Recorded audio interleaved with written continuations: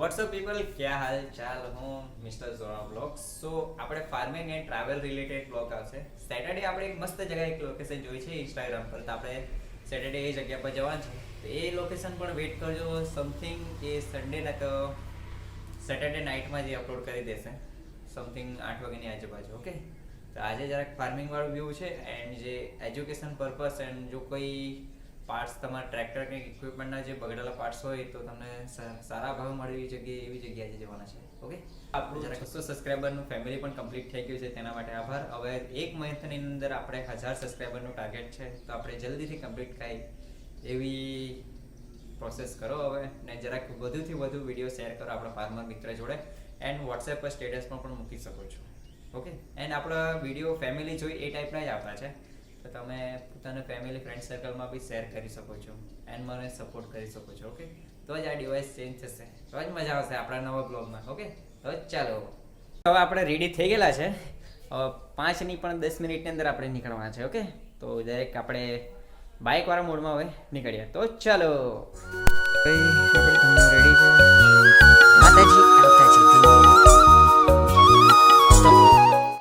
Mummy જોડે હવે ફૂડવેલ જવા નીકળી ગયા હતા. ત્યારબાદ અમે થોડું ટ્રાવેલ કરીને અમે તે જગ્યા પર પહોંચી ગયા, અને આ લોકેશન મારા ઘરથી સમથિંગ 40 કિલોમીટરના અંતર આવેલી છે. તો ધીમે ધીમે આપણું સફર શરૂ કર્યું હતું. હવે જતા છે જે જગ્યામાં પામ કરી હતી તે.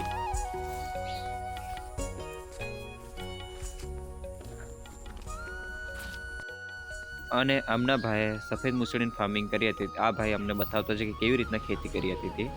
તેનું સેમ્પલ બતાવ્યું હતું. ત્યારબાદ એમણે થોડીક સેમ્પલમાં મને બતાવી હતી, તે તમને જોઈ શકો છો. તમે પેલું ત્યાં નામ કે એટલે પછી એમ ટ્રાય કર. અને આ ભાઈ મને છોલીને બતાવે છે કે આ દેખાવામાં કેવી હોય છે. આ સફેદ મૂસળી છે જે વ્હાઇટ કલરના હોય છે, અને આ ઔષધિ પાક છે, અને આ જૂન જુલાઈમાં થાય છે. બાકીની બધી ડિટેલ્સ હું ડિસ્ક્રિપ્શનમાં લખેલું છું, ત્યાં જઈને તમે રીડ કરી શકો છો.